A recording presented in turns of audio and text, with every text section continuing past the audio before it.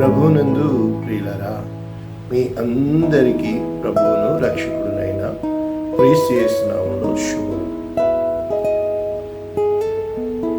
17వ తేదీ బుధవారం, జూలై మాసము 2024 సంవత్సరం.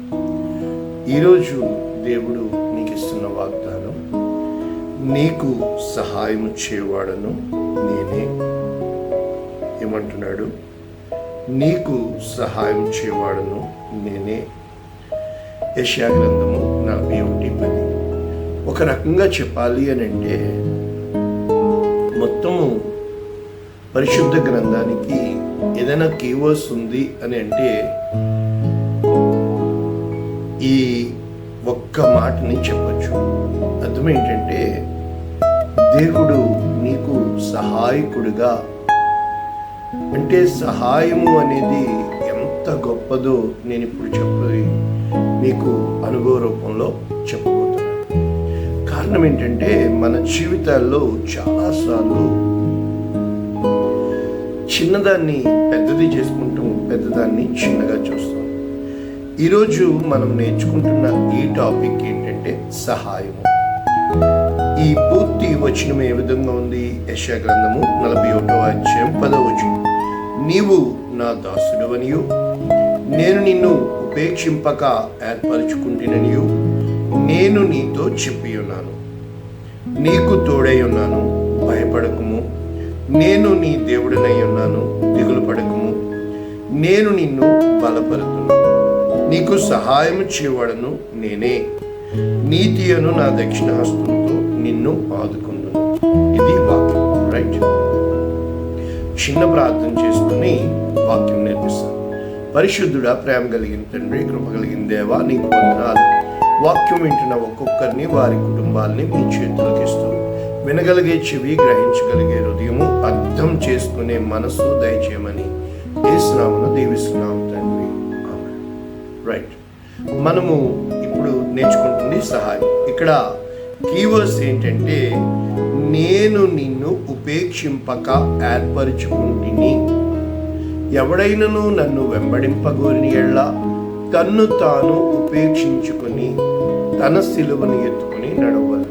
రైట్, అంటే ఒక నిర్ణయం తీసుకుంటే, ప్రభునందు ప్రియులారా, పరిస్థితులను బట్టి వెనక్కి వెళ్ళిపోయేవాడు ఈజ్ నాట్ రైటియస్. అతను నీతిమంతుడు కాదు.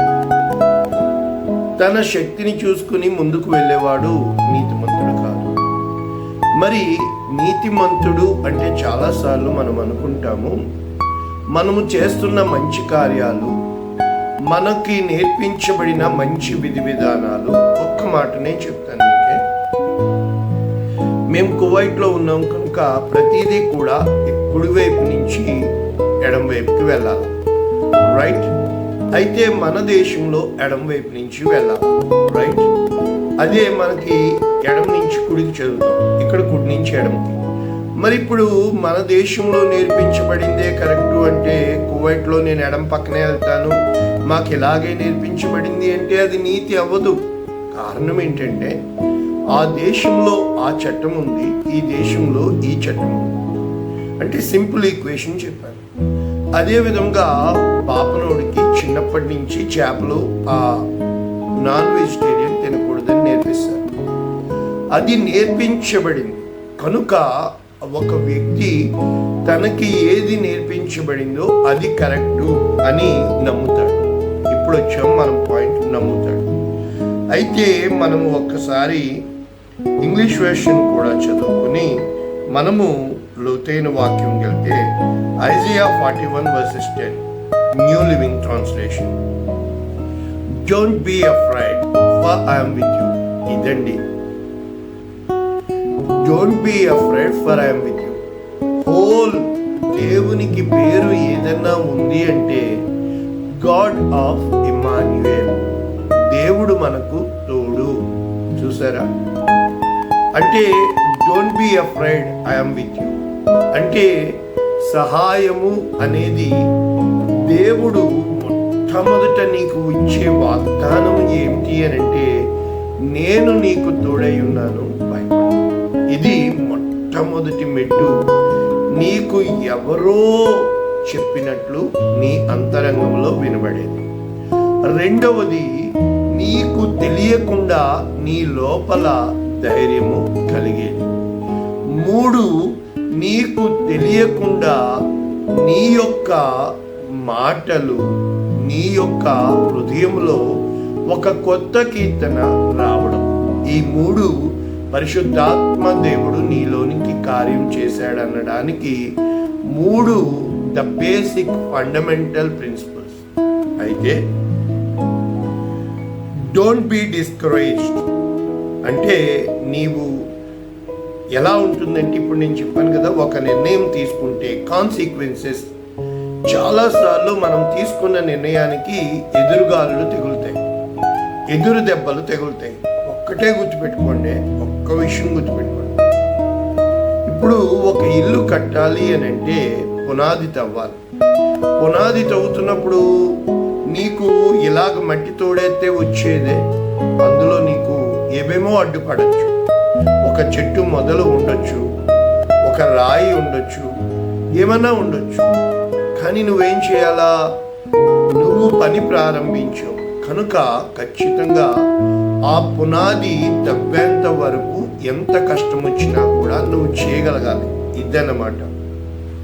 డోంట్ బి డిస్కరేజ్ అంటే మధ్యలో ఆపేయొద్దు. చాలా మంది మనము ప్రారంభిస్తాము కానీ మధ్యలో వదిలిపెట్టేసే వారముగా ఉంటాం, రైట్? తర్వాత ఏమని ఉంది అని మనము చూస్తే, I will strengthen you and help you. చూసారా? అంటే నిన్ను బలపరిచే సహాయము దేవుడు చేస్తాను అంటున్నాడు అనమాట. ఇంకా ఏమని చెప్తున్నాడు? I will hold you up with my victorious right hand. ఇది సహాయం అంటే. నీతి అనే నా దక్షిణ హస్తముతో నేను నిన్ను ఆదుకుందును. దక్షిణ హస్తము అంటే సహాయము. ఈరోజు మన పాయింట్ కదా. ఈ యెషయా గ్రంథము 41వ అధ్యాయము చాలా ప్రాముఖ్యమైనది. కారణం ఏంటంటే, ఏదో ఒక విషయము దేవుడు బయలుపరుస్తాము అని ఆశపడుతున్నాడు. ఇదే 10వ వచనంలో బాట 13వ వచనంలో మళ్ళా ఉంది. ఏమని ఉంది? నీ దేవుడైన యెహోవానగు నేను, భయపడకము, నేను నీకు సహాయము చేసేదనని చెప్పుచు నీ చేతిని పట్టుకున్నాను. చూసారా? చాలాసార్లు మనకి తెలిసిన జీవిత అనుభవంలో ఏంటంటే, నేనున్నాను అని చెప్పేవాడు కాదంట, నేను వస్తాను అని చెప్పేవాడు కాదంట.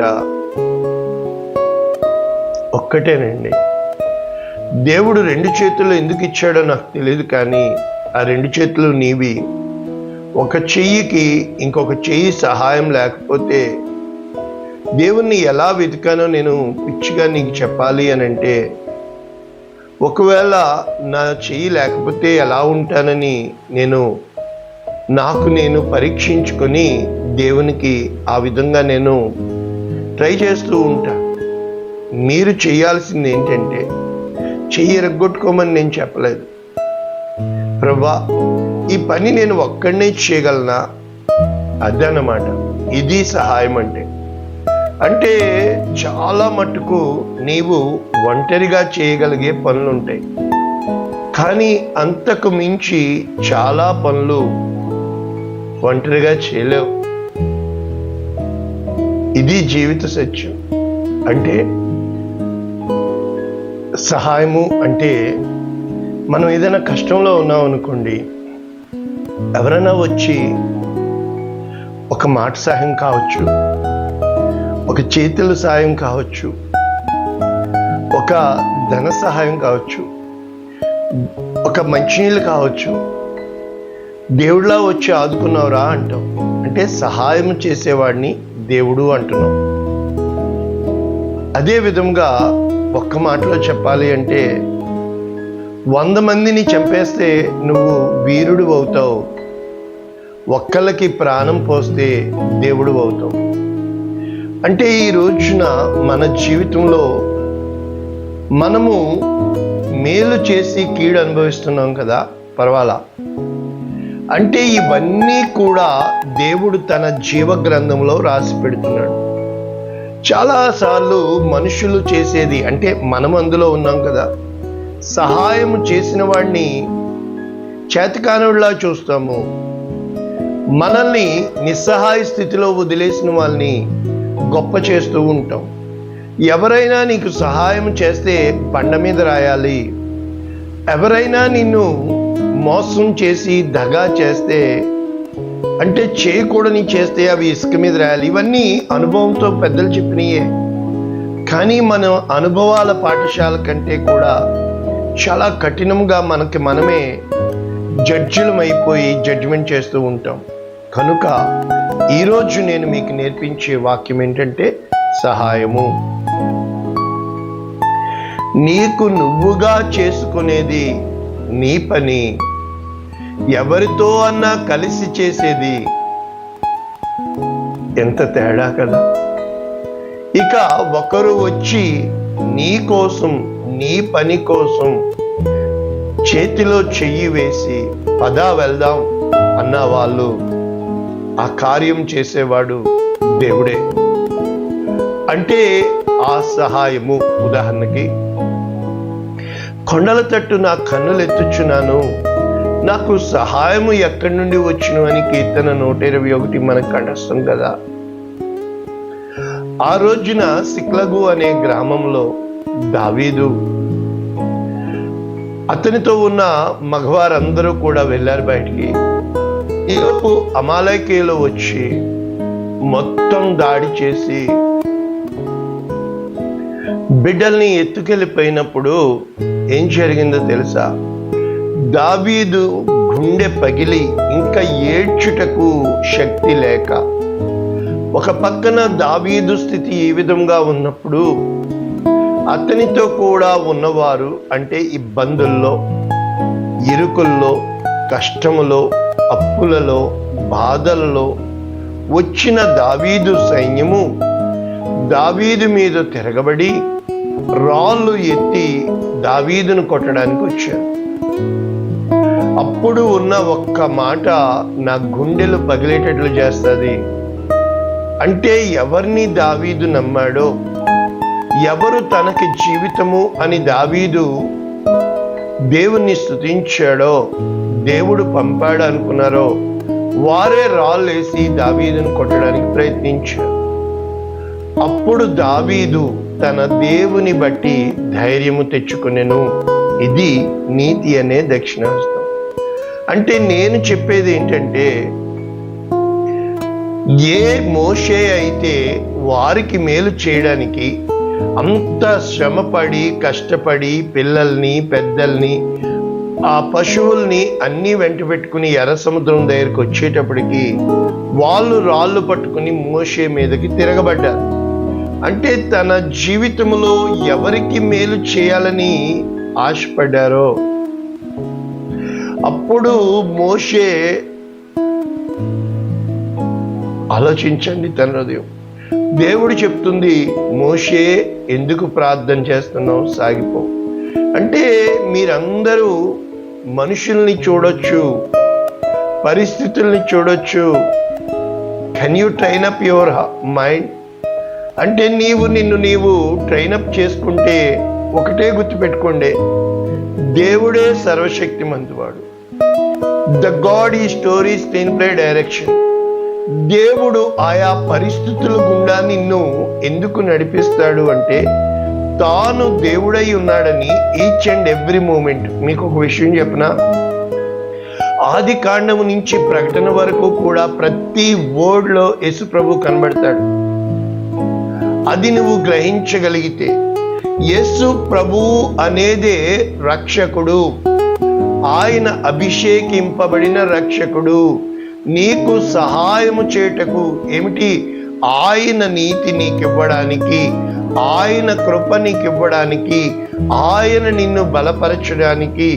ఏ పాపము చేత ఇదేంటండి పాపానికి సహాయానికి? అవునండి, నీకు సహాయము రాకుండా, ఇప్పుడు అబ్రహాం కోసం చెప్పిన,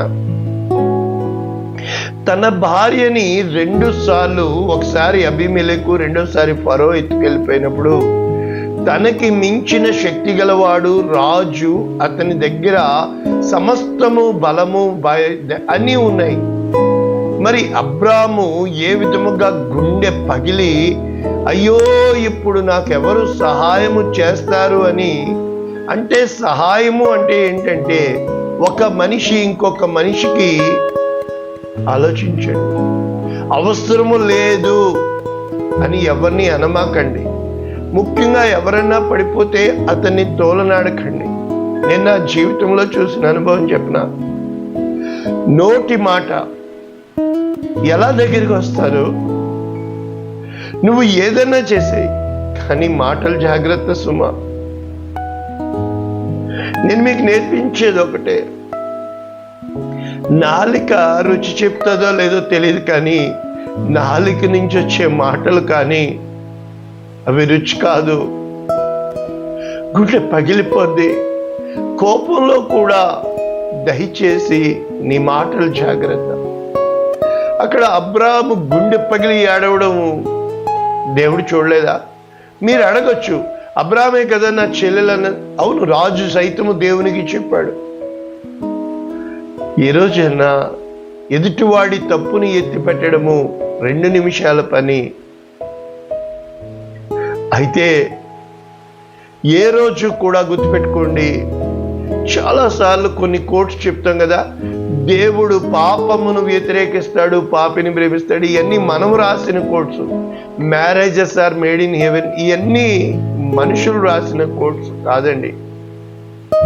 ఒక్కటే కోట్, సమస్తము దేవుడు చూస్తున్నాడు. కొన్నిసార్లు అదేంటండి అయ్యగారు, మరి దేవుని చిత్తంలో లేకుండా ఎందుకు జరుగుతుంది అని. జరుగుతుంది. దేవుడు నీకు పాఠం నేర్పించడానికి నీవు తీసుకుంటున్న ప్రతి డెసిషన్ నిన్న నేర్పించినట్లు, నాకు ఇష్టము కాని దానిని కోరుకొనిరి, వారందరూ గొర్రెల వరే వారికి ఇష్టమైన త్రోవలకు తొలగిపోయిరి. కనుక ఇది సత్యం, కరెక్ట్. దేవుడు నీకు పూర్తి స్వాతంత్ర్యం ఇచ్చాడు. ఇప్పుడు ఇక చివరిగా, అంటే ఈరోజు నేను నేర్పించాలనుకున్న ఇంకొక వ్యక్తి యోసేపు. అంటే వీళ్ళందరికీ కూడా దేవుడు ఒక గొప్ప ప్రణాళిక కలిగి ఉన్నాడు. ఆ రోజున యోసేపుని పట్టుకుని అన్నదమ్ముల గుంటలో వేసినప్పుడు యోసేపు ఎలుగెత్తి కేకలు వేసి ఎవ్వరి సహాయము రాలేదే. అనేక సార్లు దేవుడు నన్ను అడిగే ప్రశ్న, ఎవరు రాలేదా నీ కోసం? ఎవరు నీ పక్షాన మాట్లాడలేరా? ఎవరు నీ గురించి పట్టించుకోలేదా? అంటే ప్రభువునందు ప్రియమైన దేవుని బిడ్డ, ఈ దైవజనులందరి పట్ల సింహాలగోలో ఎవరు సహాయం చేస్తారు? అగ్నిగుండంలో ఎవరు సహాయం చేస్తారు?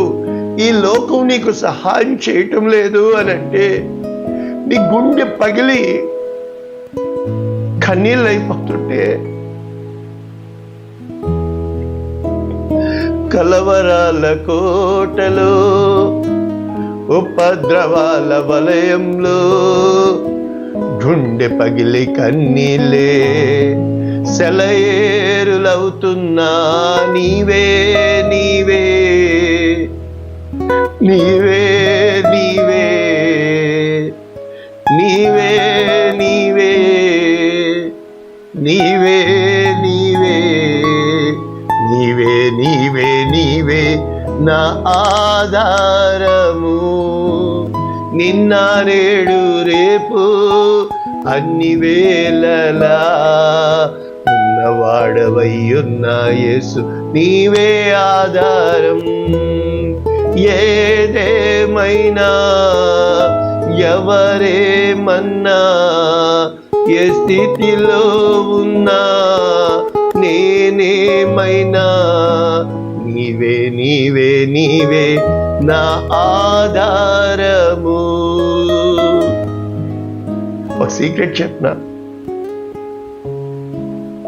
భూమి నాది, ఆకాశం నాది, సర్వ మానవులు నా సొంతం అంటున్నారే. ఇవన్నీ కూడా వాళ్ళ యాక్టర్స్ దేవుని చేతుల్లో.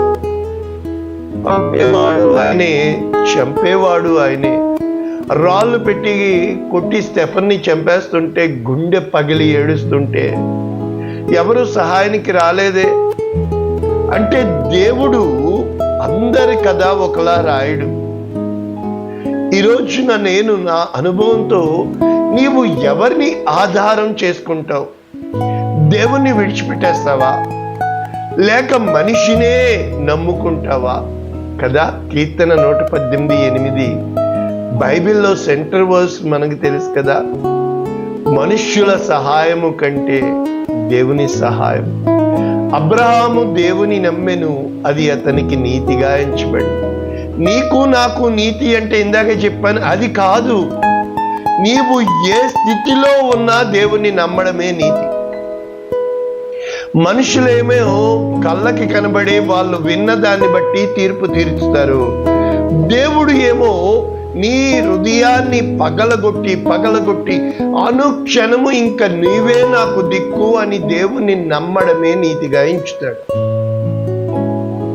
పురుగు వంటి యాకోబు, స్వల్ప జనమగు ఇశ్రాయేలు, భయపడకుడి, నేను నీకు సహాయము చేయుచున్నాను, నీ విమోచకుడు అంటే దేవుడు నీకు సహాయము చేయాలి అని అనుకున్నప్పుడు నీవు ఎలుగెత్తి మొరలెడుతున్నాను, కేకలు వేస్తున్నానని దావీదు చెప్తాడు. ఇంకా అందరి కోసం చెప్పొద్దు, అందరినీ ఇదే వ్యూలో చూడండి. దైవజనుల్ని మీకు అర్థమవుతుంది. వారికి దేవుడే తన సహాయము ఇచ్చేవాడుగా ఆయన ప్రణాళిక కలిగి ఉన్నప్పుడు ఈ మనుష్యుల సహాయం వ్యర్థము, ఐగుప్తు సహాయం వ్యర్థము అని చెప్పి దేవుడు తన పరిశుద్ధ గ్రంథంలో ఇప్పుడు నేను నీకు చెప్పే ముగింపు మాటలు ఏంటంటే, ఏ స్థితిలో నీవు చిక్కుబడిపోయావు, ఏ స్థితిలో నువ్వు నలిగిపోతున్నావు, ఏ స్థితిలో నువ్వు కృంగిపోతున్నావు, ఇదిగో నేనున్నాను. ఏంటో తెలుసా? ఒక్కటే మాట, దేవుడు సహాయము చేయగా ఆపగలిగేవాడెవ్వడూ లేడు. దేవుడు సహాయము చేయకపోతే నీ దగ్గర నీకు చేయగలిగేవాడెవ్వడూ లేడు. అంటే ఆ యొక్క చిన్న సాలిపురుగు ఆ యొక్క గుహలో దాక్కున్న వాళ్ళకి దేవుడు పంపించి అల్లేటట్టు చేస్తాడు. పరిశుద్ధ గ్రంథంలో ఇద్దరు వేగులు చూడడానికి వచ్చిన దావీదు సేవకులు ఒక బావిలో దాక్కుంటే ఆ ఇంటి ఇల్లాలు వచ్చి ఆ చీర మీద ఆ వడియాలు వేస్తుంది. చిన్న ఐడియా, నీలో పరిశుద్ధాత్మ దేవుడు చిన్న ఒక్క మాట మాట్లాడతాడు, ఆ మాట నీకు సహాయం. ఈరోజు నేను నీకు చెప్పేది ఏంటో తెలుసా? ఈ రోజు నుంచి నీ హృదయములో ఏ మనిషిని ఎక్కువగా ప్రేమించు. ఏ మనిషికి, నేను అందరి ఇల్లు చూశాను, నేను బిడ్డల కోసం ఎక్కువ చెప్తాను కదా, ఏ ఇంటిలో ఆ బిడ్డ యువరాజు, యువరాణి. ఒక యోసేపు ఆ ఇంటిలో ఎంత ఘారంగా పెరిగాడో దేవుడు తీసి ఎంత భయంకరమైన ట్రైనింగ్ ఇచ్చాడో. నీవు ఇటు పక్కన సుఖపడ్డావనుకోండి, అటు పక్కన కష్టపడతావు. అంటే నీకు నీ బిడ్డలకి నేను చెప్పేది కష్టం అనేది నేర్పించండి. 10 మందితో కలవడం నేర్పించండి. ఆ ఎండ ఎలా ఉంటుందో నేర్పించండి. ఆ యొక్క 10 మంది మనుషులు ఏ విధముగా ఉంటారో నేర్పించండి. వీలైతే వారిని ఒంటరిగా పంపించండి. అప్పుడు వాళ్ళు లోకాన్ని తెలుసుకుంటారు.